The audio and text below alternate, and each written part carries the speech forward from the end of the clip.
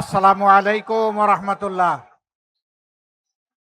সব জনসভায় দাঁড়িয়ে দুটি সালাম দেই, প্রথমটা স্লোগান বন্ধ করার জন্য আর পরেরটা শোনার জন্য। আসসালামু আলাইকুম ওয়া রাহমাতুল্লাহ। মাশাআল্লাহ, কেমন আছেন আপনারা? কয়টায় শুরু হয়েছে? আলহামদুলিল্লাহ, সেই সময় থেকে শুরু করে দীর্ঘক্ষণ আপনারা আছেন। নিশ্চয়ই এতক্ষণে পেটে ক্ষুধা লেগেছে। পেটে ক্ষুধা লাগলে কিন্তু মেজাজ ভালো থাকে না। আপনাদের মেজাজ ঠিক আছে তো? শোনা যাবে তো? ধন্যবাদ আপনাদেরকে। আলহামদুলিল্লাহ রাব্বিল আলামিন, ওয়াসসালাতু ওয়াসসালামু আলা রাসূলিহিল কারীম ওয়া আলা আলিহি ওয়া সাহবিহি ওয়া আহলি বাইতি আজমাইন। সম্মানিত পাবনাবাসী, মঞ্চে বসা আমার সম্মানিত সহকর্মীবৃন্দ, জামাতে ইসলামী সহ 10টি দলের, এখানে আহত জুলাই যোদ্ধারাও আছেন, শহীদ পরিবারের সম্মানিত সদস্যবৃন্দ আছেন, শহীদের পিতারা আছেন, সাংবাদিক বন্ধুরা আছেন। রাত যেহেতু কিছুটা হয়ে গিয়েছে, এটা আমাদের আজকে 6ষ্ঠ মিটিং। ফেরার পথে গাজীপুরে আরেকটা মিটিং, জানি না কত রাত হয়, আল্লাহ ভালো জানেন।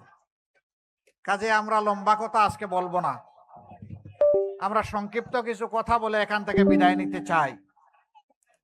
এই পাবনা হচ্ছে আমাদের আবেগের ঠিকানা। আমাদের আমিরে জামাতকে ঠান্ডা মাথায় খুন করেছে খুনিরা। তার রক্ত ভেজা দেহ এই পাবনার মাটিতে আমরা আমানত রেখেছি। এখন যেখানে দাঁড়িয়ে কথা বলছি, এই জায়গায় ইউনিয়ন পরিষদের একজন সদস্য থেকে শুরু করে যিনি জাতীয় সংসদের সদস্যের পদ বারবার অলংকৃত করেছেন আপনাদের ভালোবাসা, আপনাদের সমর্থন, আপনাদের ভোট নিয়ে, সেই মানুষটাকে ঠান্ডা মাথায় খুন করা হয়েছে। যিনি পাবনার উন্নয়নের রূপকার ছিলেন, প্রত্যেকটা মানুষ যাকে ভালোবাসত, আর তিনি প্রত্যেকটা মানুষকে নাম ধরে ডাকতে পারতেন, সে অনন্য বৈশিষ্ট্যের অধিকারী মৌলানা আব্দুস সোবহান সাহেবকেও ঠান্ডা মাথায় জেলের ভিতরে তাকে খুন করা হয়েছে। সম্মানিত পাবনাবাসী, দুটি জানাজাই আমাকে ঝুঁকি নিয়ে থাকার সুযোগ আল্লাহ তাআলা দান করেছিলেন। সেদিন চোখের পানিতে আমরা আমাদের 2 কলিজার টুকরাকে পাবনার মাটিতে রেখে গিয়েছিলাম। আজ আমি আপনাদের সামনে দাঁড়িয়েছি, তারা যে আকাঙ্ক্ষা নিয়ে দুনিয়া থেকে বিদায় নিয়েছেন, শহীদ হয়েছেন, সেই আকাঙ্ক্ষা বাস্তবায়নের প্রতিশ্রুতি নিয়ে। আমি দাঁড়িয়েছি ফ্যাসিস্ট আমলের 15.5 বছরে অসংখ্য আলেম ওলামা, রাজনৈতিক নেতা কর্মী, সাধারণ জনগণ, সংবাদ মাধ্যম কর্মী, আইনজীবী, ডাক্তার, ইঞ্জিনিয়ার, যাদেরকে ঠান্ডা মাথায় খুন করেছিল, আমি তাদের হয়ে এখানে দাঁড়িয়েছি। আমি এখানে দাঁড়িয়েছি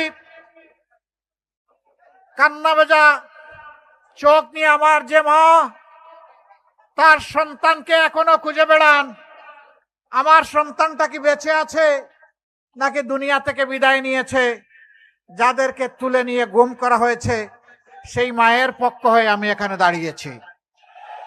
আমি এখানে দাঁড়িয়েছি আমার সেই বোনের পক্ষে, যে যৌবনে তার স্বামী হারিয়ে কচি সন্তানদেরকে বুকে জড়িয়ে আজও কান্নাকাটি করে নিজের মনকে সান্ত্বনা দিতে পারে না। আমি আমার সেই বোনটির পক্ষে এখানে দাঁড়িয়েছি। আমি এখানে দাঁড়িয়েছি সেই অবুঝ এতিম সন্তানদের পক্ষে, যাদের বাবাকে তাদের বুক থেকে নিয়ে খুন করা হয়েছে, গুম করা হয়েছে, যাদের হদিস এখনো তারা জানে না বাবা তাদের বেঁচে আছে নাকি দুনিয়া থেকে বিদায় নিয়েছে। আমি সেই অবুঝ শিশুদের পক্ষে এখানে দাঁড়িয়েছি। আমি দাঁড়িয়েছি জুলাই আন্দোলনে বুক চিতিয়ে জীবন দিয়ে যুদ্ধ করে দুনিয়া থেকে যারা বিদায় নিয়েছিল, তারা আমাদের ঘাড়ে একটা বিশাল দায়িত্ব রেখে গিয়েছে। সেই দায়িত্বের বোঝা কাঁধে নিয়ে আমি আজ আপনাদের সামনে দাঁড়িয়েছি। প্রিয় পাবনাবাসী, আমি দাঁড়িয়েছি স্বৈর শাসনের বিরুদ্ধে যুদ্ধ করে যারা আহত হয়েছে, পঙ্গু হয়েছে, চোখ হারিয়েছে, পা হারিয়েছে, মেরুদণ্ডে আঘাত পেয়ে হাসপাতালের বেডে কিংবা নিজের বাড়ির বিছনায় অবশ হয়ে পড়ে আছে, আজ আমি তাদের হয়ে এখানে দাঁড়িয়েছি। আমি দাঁড়িয়েছি সেই সমস্ত নিরীহ মানুষজনের জন্য যাদেরকে দফায় দফায় মিথ্যা মামলা দিয়ে নারী, পুরুষ, শিশু, বৃদ্ধ, আবাল বনিতা দফায় দফায় যাদেরকে জেলে পুরা হয়েছিল, সেই মজলুমানের পক্ষে আজ আমি এখানে দাঁড়িয়েছি। আমরা কি চাই সেই ফেসিবাদ আবার বাংলাদেশে ফিরে আসুক? এই ফেসিবাদের জড় কেটে দিতে হবে ইনশাআল্লাহ। আপনারা পারবেন? শিওর পারবেন? গর্জে উঠতে হবে। পাবনাবাসী, আফসোসের বিষয়, একসাথে 15.5 বছর সারা জাতি আমরা মজলুম ছিলাম, একটা পরিবার, একটা গোষ্ঠী ছাড়া। আমরা চেষ্টা করেছি 5 আগস্টের পরিবর্তনের সাথে সাথে ধৈর্য ধরার, আল্লাহ শুকরিয়া আদায় করার, আল্লাহর উপর ভরসা করার। আমরা চেষ্টা করেছি বাংলাদেশের মানুষকে ঐক্যবদ্ধ করার। আমরা চেষ্টা করেছি প্রতিটি মানুষের হয়ে চৌকিদারের ভূমিকা পালন করার, দেশ যাতে বিশৃঙ্খলার দিকে না যায়। আমরা চেষ্টা করেছি, হাজার ক্ষতির সম্মুখীন হয়েছি আর্থিকভাবে, কিন্তু কারো সম্পদে যেন আমার সহকর্মীদের চোখ না পড়ে। তাদের হাতকে গুটিয়ে রেখেছি, তাদের চোখকে সংযত করে রেখেছি। মহান আল্লাহ তাআলার দরবারে শুকরিয়া আদায় করি, 3.5 কোটি মানুষের সমর্থিত এই সংগঠনকে এইভাবে শৃঙ্খলার মধ্যে সামলিয়ে রাখা আল্লাহ সাহায্য না করলে অসম্ভব ছিল। 56,000 বর্গমাইলের বাংলাদেশে কোথাও বাংলাদেশের জনগণ বলে না জামাতের নেতাকর্মীরা চাঁদাবাজ। বাংলাদেশের জনগণ বলে না জামাতের নেতাকর্মীরা মামলাবাজ।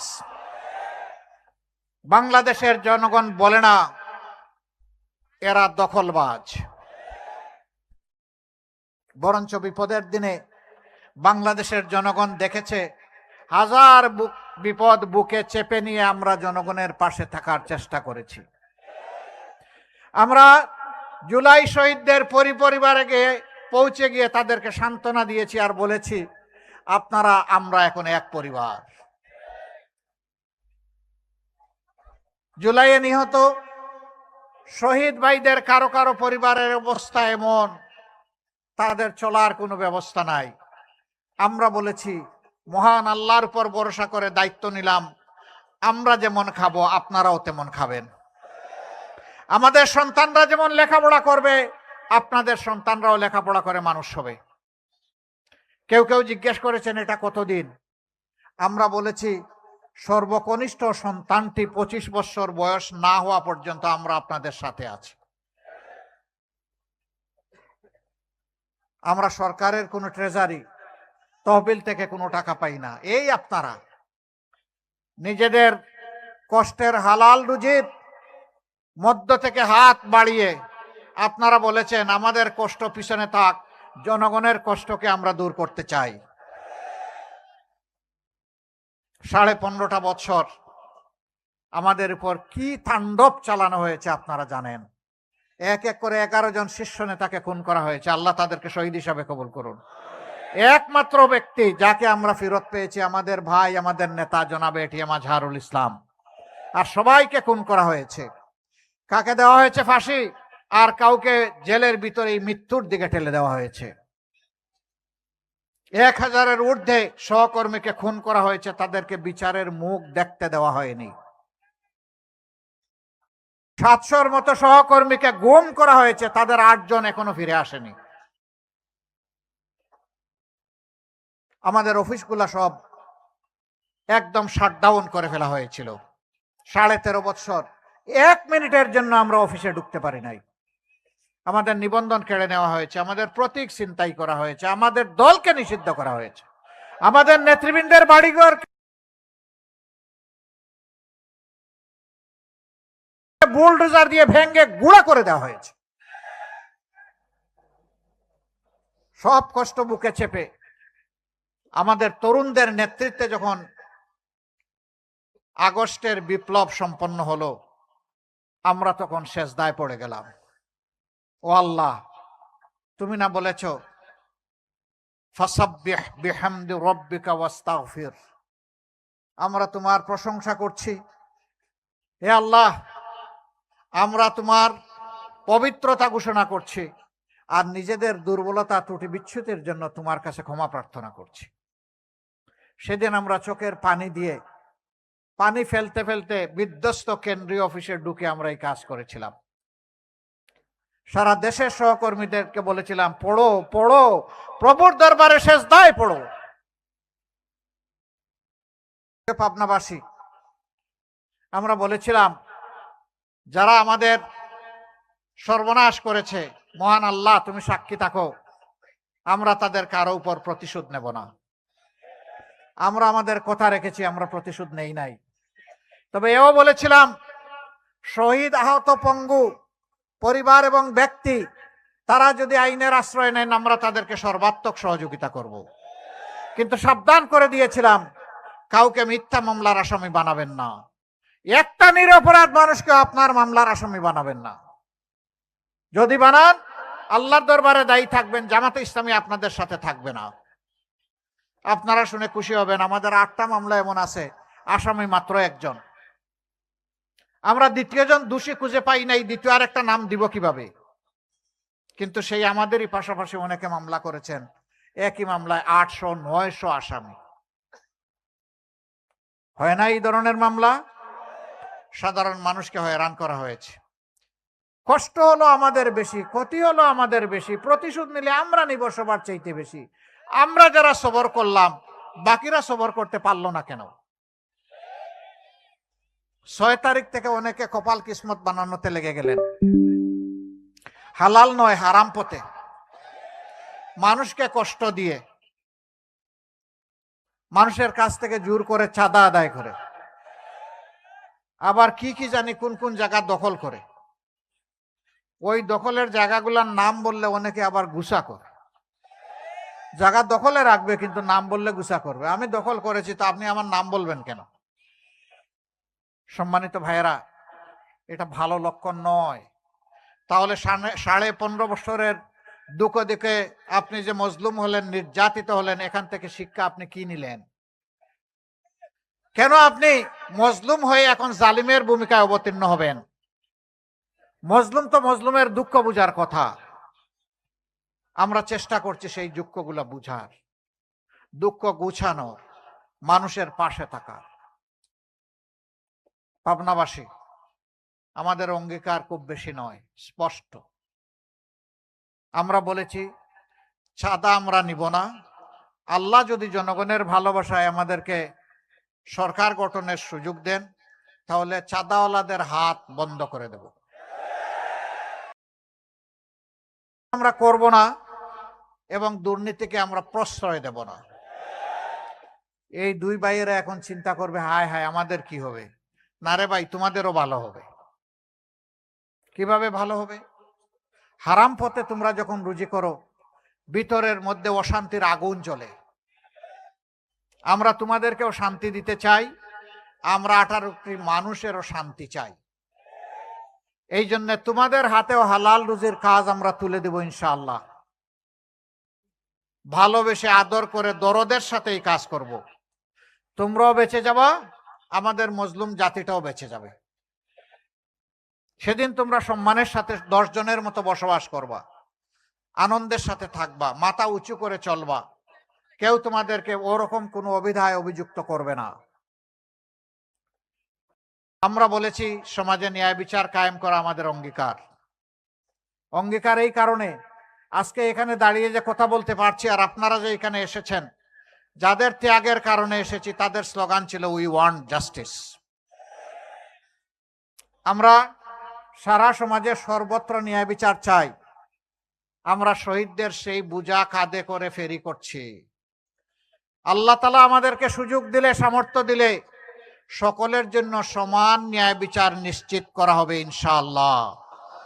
একজন সাধারণ মানুষ যে অপরাধ করলে আইনের আওতায় তাকে আনা হবে, দেশের প্রেসিডেন্ট একই অপরাধ করলে তার চোখ এবং মুখের দিকে তাকানো হবে না, তাকেও আইনের আওতায় আনা হবে ইনশাআল্লাহ। এর নাম হচ্ছে ন্যায় বিচার। সেই ন্যায় বিচারটা আমরা নিশ্চিত করতে চাই। এতে যদি গরম ভাতে বিলাই বেজার হয় আমাদের কিছু আসে যায় না। প্রিয় দেশবাসী, বাংলাদেশ একটা স্বাধীন দেশ, 18 কোটি মানুষের দেশ। স্বাধীনতার 54 বছর আমাদের মান মর্যাদা অন্য জায়গায় বন্ধক রাখা হয়েছিল, অন্য দেশের কাছে বন্ধক রাখা হয়েছিল। আমরা সাফ জানিয়ে দিচ্ছি, এখন থেকে আধিপত্যবাদের ছায়া চিহ্ন বাংলাদেশে রাখা হবে না। আল্লাহ ছাড়া আমরা কাউকে পরোয়া করব না। পরোয়া করব শুধু পরওয়ারদিগারকে, আর কাউকে পরোয়া করার কোনো প্রশ্নই উঠে না। বাংলাদেশে মুক্তিকামী মানুষের উত্থান দেখে কারো কারো গাত্রদাহ শুরু হয়েছে, তারা ফুসফাস করা শুরু করেছেন। তাদেরকে পরিষ্কার করে, ভাই বন্ধু হয়ে থাকো, ভাই হয়ে থাকো, আমাদের যে প্রতিবেশী হয়ে থাকো। আমরা তোমাদের কোনো আভ্যন্তরীণ ব্যাপারে নাক গলাতে চাই না। মেহেরবানি করে আমাদেরও আভ্যন্তরীণ ব্যাপারে আপনারা নাক গলাতে আসবেন না। অনেক গলিয়েছেন, সর্দিটা এখন সামলান, এখন নাকটা একটু পরিষ্কার রাখেন। প্রিয় পাবনাবাসী,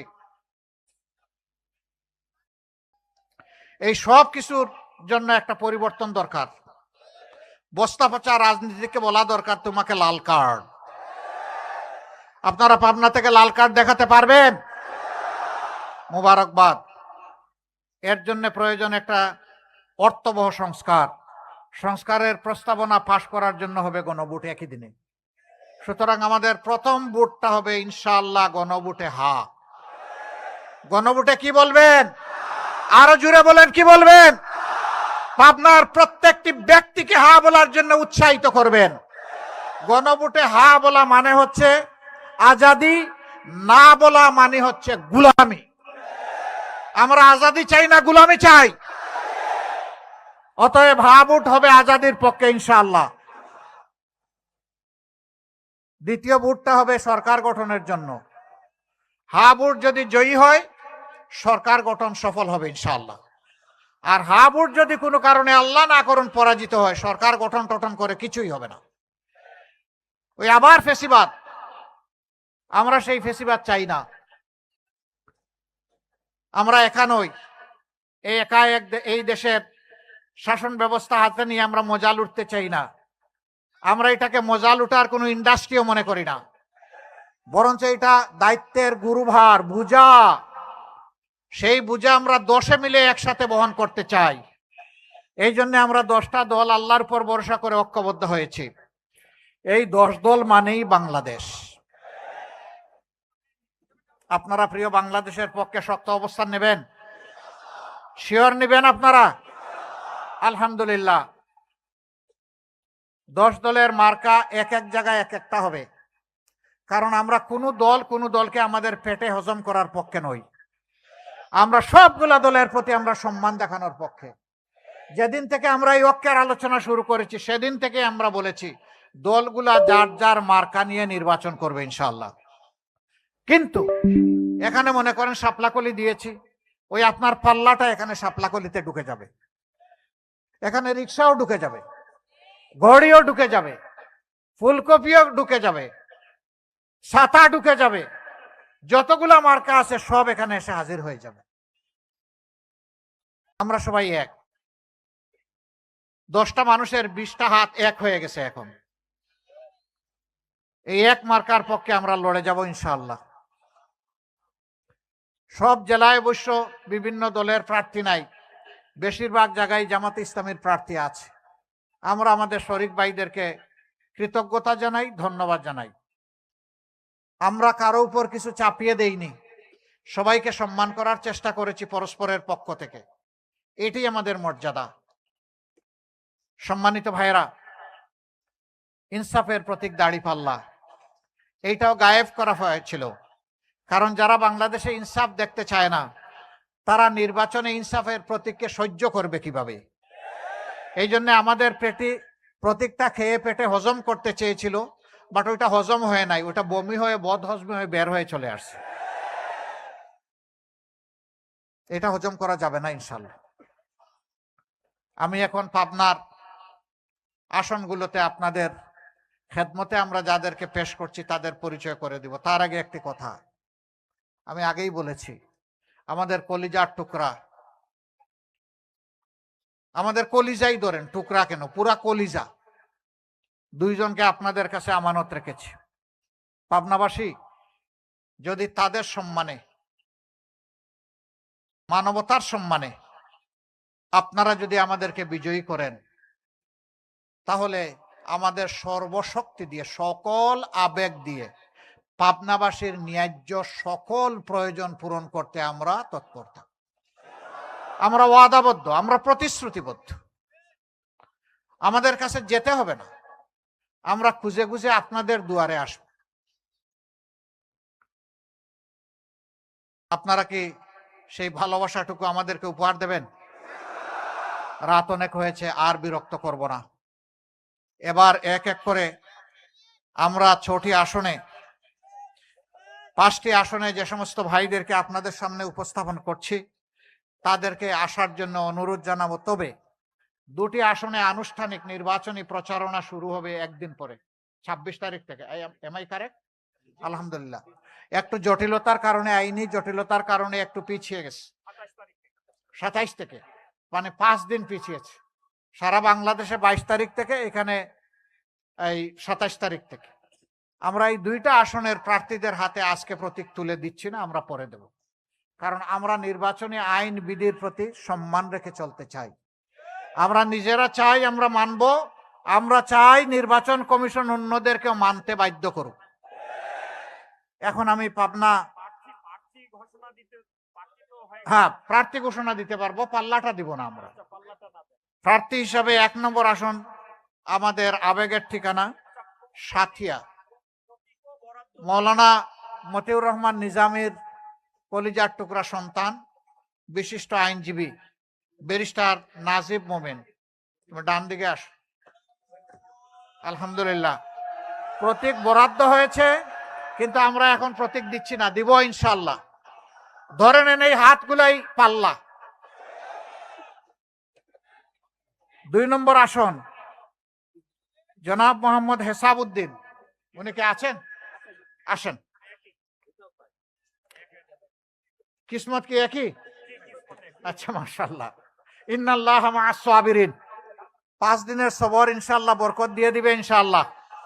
ওনারা যদিও 5 দিনের জন্য নির্বাচনী প্রচারণায় একটু পিছিয়ে পড়ে গেছেন, আল্লাহ পুষায় দিবেন ইনশাআল্লাহ। নির্বাচন হবে একই দিনে ইনশাআল্লাহ।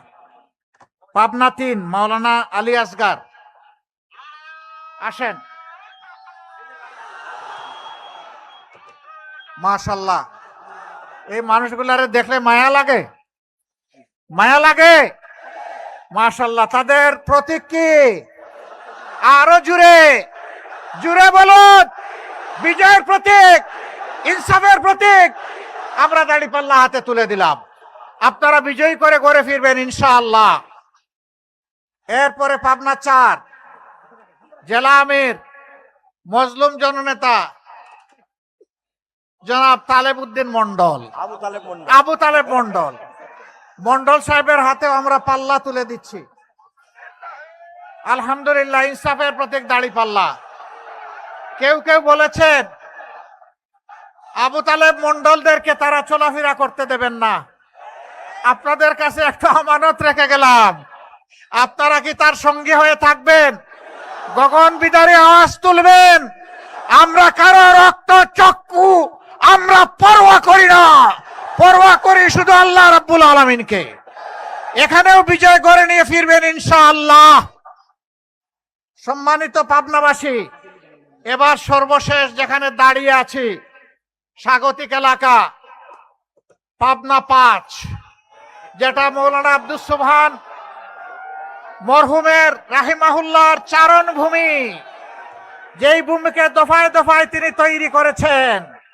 এই ভূমিতে তার পক্ষে প্রতিনিধিত্ব করবেন পাবনার জনগণের নেতা জনাব মাওলানা ইকবাল হুসাইন, তার হাতেও ইনসাফের প্রতীক তুলে দিলাম।